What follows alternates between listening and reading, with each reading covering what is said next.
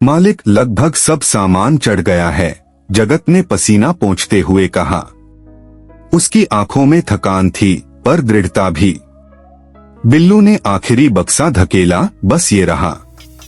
लेकिन मालिक, लाटागुड़ी का जंगल। पिछले 2 महीनों में वहां 3 ट्रक लूटे गए, ड्राइवरों की लाशें मिली। पुलिस कुछ नहीं कर पा रही। मालिक ने गंभीर होकर जवाब दिया, समझता हूँ, पर बादलपुर का यही सबसे छोटा रास्ता है। घूंघ रास्ते से जाने पर 2 दिन लगेंगे, डीजल खर्च बढ़ेगा। तुम दोनों अनुभवी हो, बस याद रखो, रास्ते में कोई आवाज आए तो गाड़ी बिल्कुल न रोकना। जगत ने सल्यूट किया, जी मालिक, हम सावधान रहेंगे। रात का खाना खाकर वे निकले। आकाश में बादल गरज रहे थे। आधे घंटे बाद ही मूसलाधार बारिश शुरू हो गई। ट्रक की हेडलाइट्स सिर्फ 5 कदम आगे तक रोशनी दे पा रही थीं।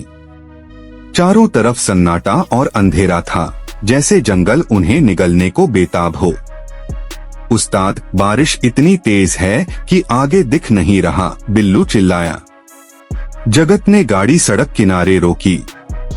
तभी उनकी नजर दूर एक टिमटिमाती रोशनी पर पड़ी। वहां एक चाय की दुकान थी, जहां एक बूढ़ा बैठा था। चाचा, 2 चाय देना, जगत ने कहा। बूढ़े ने उन्हें गौर से देखा। बारिश में यहाँ कैसे आ गए बेटा? हम बादलपुर जा रहे हैं, लाटागुड़ी के जंगल से। नाम सुनते ही बूढ़े का चेहरा सफेद पड़ गया। वापस चले जाओ। उस रास्ते से जाने वाला कोई जिंदा नहीं लौटा। सामान गायब, ड्राइवरों की लाशें। कारण मत पूछो। तभी पीछे से एक युवक की आवाज आई, चाय चाहिए? वह दुकान का मालिक था। जगत और बिल्लू पीछे मुड़े तो वह बूढ़ा गायब था। युवक हैरान था, किसे देख रहे थे? यहाँ तो मैं अकेला हूँ। डर के मारे दोनों बिना चाय पिए भागे। युवक सोचता रह गया, आजकल पागल ही आते हैं। बिल्लू कांपते हुए बोला, उस्ताद, वो देखो, वही चाचा। पर यह इंसान नहीं हो सकता। जगत ने गाड़ी तेज कर दी। चाहे कुछ भी हो, रुकना नहीं है। थोड़ी दूर आगे उन्होंने देखा, एक ट्रक पलटा हुआ था। एक आदमी खून से लथपथ जमीन पर पड़ा था। दूसरा हाथ हिला रहा था। भाई, मदद करो, बिल्लू चीखा, यह जाल है। न रुको, पर जगत ने ब्रेक मार दिया।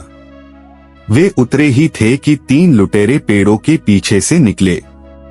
उनमें से एक ने चाकू निकाला, तुम्हारा ट्रक और सामान सब हमारा है। तभी बूढ़ा चाचा अचानक प्रकट हुआ। उसकी आंखें लाल थीं। रुको, इन्हें जाने दो। लुटेरे चीखे, इसे तो हमने मार दिया था। रहमत ने उनकी ओर बढ़ते हुए कहा, हाँ, तुमने मुझे इसी जंगल में दफना दिया, क्योंकि मैंने तुम्हारे अत्याचारों का विरोध किया था। उसने जगत और बिल्लू की ओर मुड़कर बताया, मैं रहमत, एक दूध वाला था। एक रात इन लुटेरों को योजना बनाते सुना कि वे एक हिंदू व्यापारी का ट्रक लूटेंगे। मैंने ड्राइवर को चेतावनी दे दी, पर इन्होंने पकड़ लिया। कहा, तू मुसलमान होकर हिंदुओं का साथ दे रहा है? मैंने जवाब दिया, इंसानियत कभी हिंदू मुसलमान नहीं देखती। तब इन्होंने मेरा गला काट दिया। जगत की आंखों में आंसू थे। चाचा, आप सच्चे इंसान थे। रहमत ने मुस्कुराते हुए कहा, मेरी लाश जंगल में दबी है, उसे निकालकर दफना दो, तभी मुझे शांति मिलेगी। इतना कहकर वह गायब हो गया। सुबह होते ही जगत और बिल्लू ने बिलासपुर पहुंचकर पुलिस को सब कुछ बताया। खुदाई में रहमत की लाश और लुटेरों के हथियार मिले।